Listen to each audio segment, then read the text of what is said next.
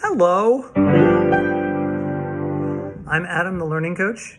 I'm the piano teacher you wished you'd had the first time, and my site is abetterpianoteacher.com. Hope you'll visit me there.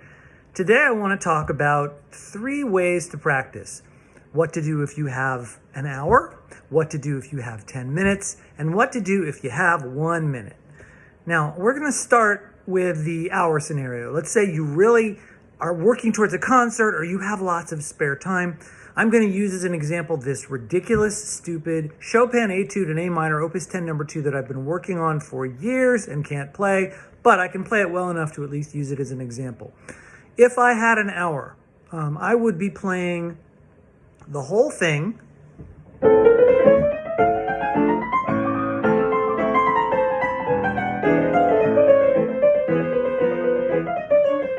And I would be looking for the places where I suck, looking for the places that are wrong, and I would be circling them. Here, I'll show you some places that I have already circled in the last 20 years.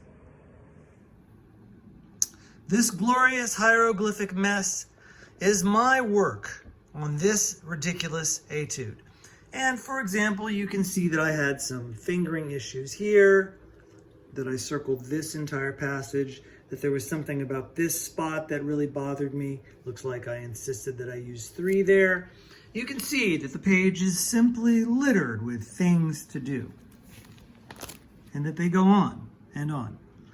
You'll also see that I've written some classical changes in there as a way of helping myself kind of get a feeling for the piece. Eyeballs indicating places where I think I'm doing it right, but I'm not, etc., etc. If I have an hour, I'm playing through this piece and I'm making a note of everything that is wrong. And I'm going to systematically work through those things to see which of them I can improve. Not fix, but improve.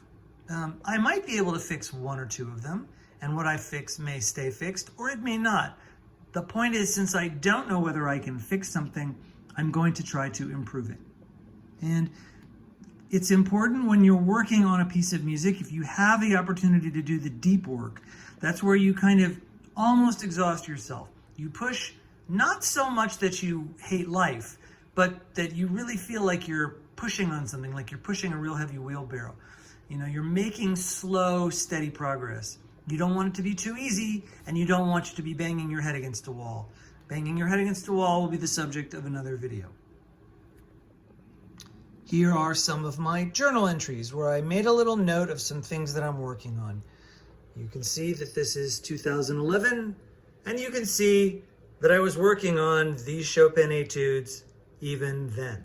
But you'll notice that what I'm doing is I've got measure numbers here, spots. Actually, this is page 480, system 2, measure 5, and I'm just indicating what was wrong that needs to be fixed so that after I get done with the hour, I can go back, and the next time I can improve it. So I'm not starting from scratch, so I know what I did wrong. Here's some more recent stuff from 2018, more notes, 2023. Anyway, you get the picture. I have an hour, so I'm making a plan. I'm looking for as many spots as I can to improve them and improving what I can improve. Now, let's say you only have 10 minutes.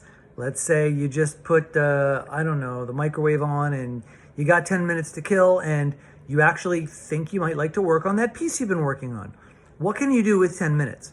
Well, remember all those different sections you worked on? You can pick one of them, and you can just work on that one section. Let's say I'm going to work on, here's system number 4. Let's see. Okay, so there's a fingering problem there. So I'm going to fix it. I'm going to just do the right hand. Maybe it's just that measure. I don't know.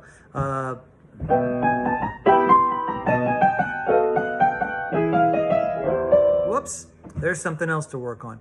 The point is, you have a measure like this one. You work it 3 times. You do it until you can do it perfect 3 times. Better yet, if you can do it perfect 3 times in a row. Then you work out from it. You do the measure and go on. So you have a longer passage. And then you do that longer passage, those 2 measures, 3 times perfect. You start and you go out. Then you start from before and you only go to that measure like this. Here we go.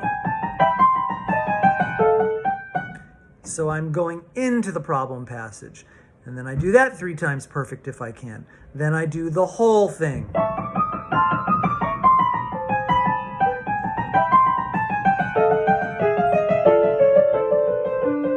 Little by little, I'm building up the passage with some scaffolding on the beginning, going into it and coming out of it. And then at the end, I might want to do the whole piece one more time to see if I've improved it. This kind of thing, if you know what you're doing, if you've done your work before, can take 10 minutes. Now, what if you just got 1 minute? What if is it even possible? Yes. Here's the thing with 1 minute. You can find one tiny detail that has eluded you, something you didn't realize. Like, let's look at this ridiculous passage here. What am I doing? Aha! I'm playing 5-4-4-3 here instead of 5-4-5-4. I just discovered that just now. Well, I'm sure I discovered it before. I've been playing this etude for I don't know how long. But let's imagine that I've just discovered that this thing that I've highlighted, I'm still playing wrong. And it's got to be 5-4-5-4. Okay, that tiny thing, I fix it 3 times in a row. And once I've fixed it, I drop it. I let it go. That tiny little thing that I've healed is fixed. And if I let it go, my brain's good because it'll have a chance to process that one thing I did.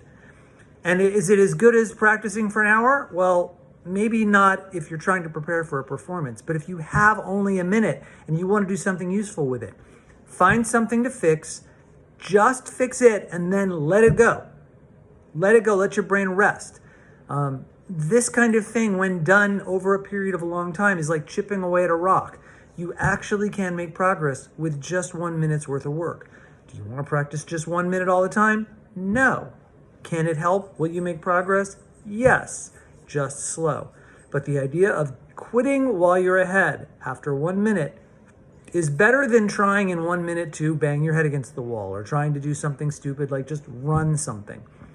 Try to learn something and then get out of the way. And that can actually be a better use of your time than the 10 minutes we talked about before.